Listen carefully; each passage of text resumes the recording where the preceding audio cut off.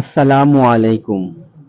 মহাসম্মানিত মহাপবিত্র রাজারবাগ দরবার শরীফ ওনার সংক্ষিপ্ত পরিচিতি।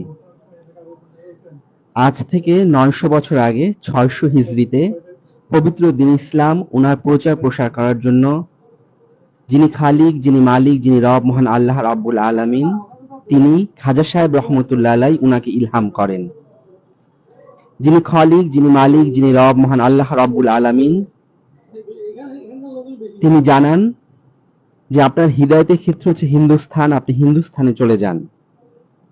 নূরে মুজাসসাম হাবিবুল্লাহ হুজুর পাক সাল্লাল্লাহু আলাইহি সাল্লাম তিনি খাজা সাহেব রহমতুল্লাহ আলাই উনাকে স্বপ্নযোগে হিন্দুস্থানে আসা রাস্তাঘাট দেখিয়ে দিয়েছিলেন, সেই সাথে কিছু মাটি দিয়ে দিয়েছিলেন এবং বলেছিলেন এই মাটিটা যেখানকার মাটির সাথে মিলে যাবে সেটাই হবে আপনার হিদায়াতের ক্ষেত্র। তখন খাজা সাহেব রহমতুল্লাহ আলাই তিনি একা আসেননি, উনার সাথে আরো ৪০ জন ওলি আল্লাহ এসেছিলেন। এই ৪০ জনের ভিতরে একজন ছিলেন হযরত আবু বকর মুজাদ্দিদি আলাইহিস সালাম। হযরত আবু বকর মুজাদ্দিদি আলাইহিস সালাম তিনি ছিলেন আখাসুল খাস আওলাদে রাসূল আহলে বাইতে রাসূলুল্লাহ সাল্লাল্লাহু আলাইহি সাল্লাম উনাদের অন্তর্ভুক্ত। সুবহানা মামদু মুর্শিদ কিবলা আলাইহিস সালাম। হযরত আবু বকর মুজাদ্দিদি আলাইহিস সালাম তিনি খাজা সাহেব রহমতুল্লাহ আলাই উনার সাথে আজমির শরীফে রয়ে যান।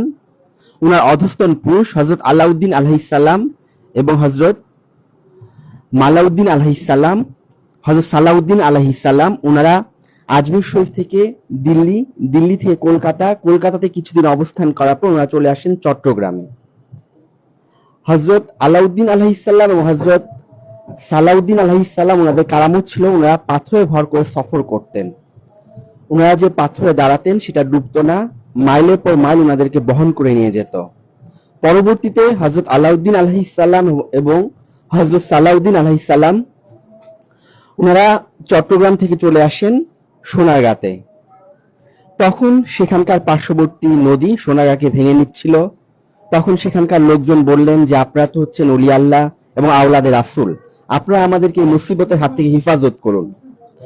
তখন হযরত আলাউদ্দিন আলাইহিস সালাম এবং হযরত সালাউদ্দিন আলাইহিস সালাম ওনারা নদীর তীরে একটা খুঁটি পুঁতে দিয়েছিলেন এবং নদীকে নির্দেশ দিয়েছিলেন, হে নদী তুমি এই খুঁটির পাশে আসতে পারবা না। এরপর থেকে নদীর ভাঙন রোধ হয়ে যায়। এখনো হযরত সালাউদ্দিন আলাইহিস সালাম ওনার মাজার শরীফ রয়েছে সোনারগাঁর বাড়ি মজলিস গ্রামে।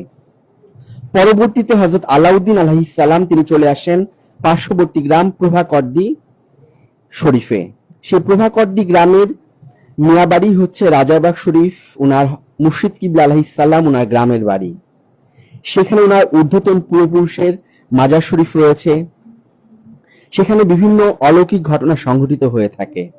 সুবহানা মামদু মুর্শিদ কিবলা আলাইহিস সালাম। সন্ধ্যা পর থেকে সেই মাজার শরীফের সেন্টার থেকে একটা নূর বের হয়, নূরটা ক্রমশ আকাশ পর্যন্ত পৌঁছে যায় এবং সেই নূরের আলোতে সমগ্র এলাকা আলোকিত হয়ে যায়। রাত্র যত গভীর হয় সেই নূরের প্রভাবটা তত তীব্র হয়। সন্ধ্যার পর থেকে সেই মাজার শরীফে বিভিন্ন জায়গা থেকে রুহানি ভাবে ওলি আল্লাহরা আসেন, এসে সেই মাজার শরীফ জিয়ারত করেন। সন্ধ্যার পর থেকে সেই মাজার শরীফে বিভিন্ন জায়গা থেকে রুহানি ভাবে ওলি আল্লাহরা আসেন, জিনেরা আসেন, এসে সেইখানে সাহিত্য আউলিয়া কেরাম রহমতুল্লাহ আলাইহিমগণের সাথে কথোপকথন করেন। মোটামুটি ভাবে যাদের আমল আখলাক ভালো তারা এই বিষয়গুলো দেখতে পায়। সেই বংশে একজন ওলি আল্লাহ আওলাদে রাসূল হচ্ছেন রাজারবাগ শরীফের মামদু হযরত মুর্শিদ কিবলা আলাইহিস সালাম। সুবহানা মামদু মুর্শিদ কিবলা আলাইহিস সালাম। হযরত আলাউদ্দিন আলাইহিস সালাম ওনার পুত্র সন্তান ছিলেন হযরত মালাউদ্দিন আলাইহিস সালাম। হযরত মালাউদ্দিন আলাইহিস সালাম ওনার পুত্র সন্তান ছিলেন হযরত ইলাহি বখশ আলাইহিস সালাম। হযরত ইলাহি বখশ আলাইহিস সালাম ওনার পুত্র সন্তান ছিলেন হযরত ওয়ালি বখশ আলাইহিস সালাম। হযরত ওয়ালি বখশ আলাইহিস সালাম ওনার পুত্র সন্তান ছিলেন হযরতুল আল্লামা মুহাম্মদ মুখলিসুর রহমান আলাইহিস সালাম। হযরতুল আল্লামা মুহাম্মদ মুখলিসুর রহমান আলাইহিস সালাম তিনি হচ্ছেন আমাদের সম্মানিত দাদা হুজুর কেবলা আলাইহিস সালাম।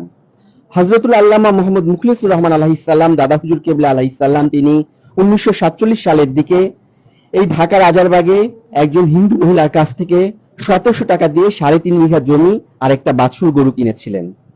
রাজারবাগ শরীফের মামদুল মুর্শিদ কিবলা আলাইহিস সালাম ওনার শৈশব কৈশোর এখানেই কেটেছে এবং কি এখনো তিনি এখানেই অবস্থান করছেন।